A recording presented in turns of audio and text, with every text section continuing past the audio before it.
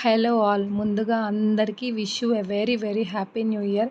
ఈ న్యూ ఇయర్కి అయితే స్పెషల్గా నేను కేక్ చేస్తున్నాను. నేను ముందుగానే మీకు నిజం చెప్పేస్తున్నాను, ఈ కేక్ అయితే నేను శ్రావణీస్ కిచెన్లోనే చూస్ చేస్తున్నాను. ప్రొసీజర్ చూడంగానే నాకు చాలా చాలా ఈజీ. ఈ న్యూ ఇయర్కి మనం ఎందుకు ట్రై చేయకూడదని చెప్పి ఒక ట్రై చేశాను. చాలా అంటే చాలా బాగా వచ్చింది టేస్ట్. ఇదైతే ఒక గ్లాస్ రవ్వకి హాఫ్ గ్లాస్ షుగర్ వేసి కొంచెం పాలు పోసుకుంటూ కలిపేసి ఒక 10 మినిట్స్ అయితే పక్కన పెట్టేసుకోవాలి.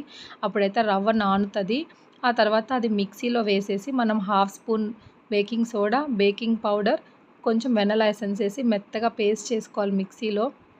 ఫైన్ పేస్ట్ అయ్యాక మనం మౌల్డ్కి నెయ్యి ఆర్ బటర్ పేపర్ రాసేసి ఈ కేక్ బ్యాటర్ అంతా దాంట్లో వేసేయాలి. నేనైతే దాన్ని ఈ ఇడ్లీ పాత్రలో పెట్టి ఒక హాఫ్ అన్ అవర్ బేక్ చేశాను. చాలా చాలా బాగా వచ్చింది. అసలు మా పిల్లలైతే షాక్, ఇంత బాగా చేసావా అని చెప్పి. కేక్ ఈ క్రీమీ మిల్క్ చేసుకోవడం కూడా చాలా చాలా ఈజీ అనమాట. ఇది వేసాక కేక్ టేస్ట్ అయితే టాప్ నాచ్ అనుకోండి. దీనికోసం అయితే బాగా 1 గ్లాస్ మిల్క్ బాగా బాయిల్ చేయాలి.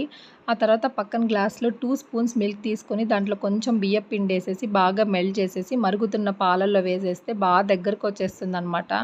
ఆ తర్వాత అది మిక్సీ జార్లో ట్రాన్స్ఫర్ చేసేసి కస్టర్డ్ పౌడర్ అయినా వేసుకోవచ్చు, లేదంటే మిల్క్ పౌడర్ అయినా వేసుకోవచ్చు. బాగా క్రీమ్గా వచ్చేస్తుంది మిక్సీకి అయ్యాక. ఆ తర్వాత కేక్ పైన వేసేయడమే. మనకు నచ్చిన దాంతో గార్నిష్ చేసుకోవచ్చు. నేనైతే కొబ్బరి దాంతో గార్నిష్ చేశాను అనమాట, సన్నగా తురిమిన కొబ్బరితో. పిల్లలైతే చాలా బాగా ఎంజాయ్ చేశారు.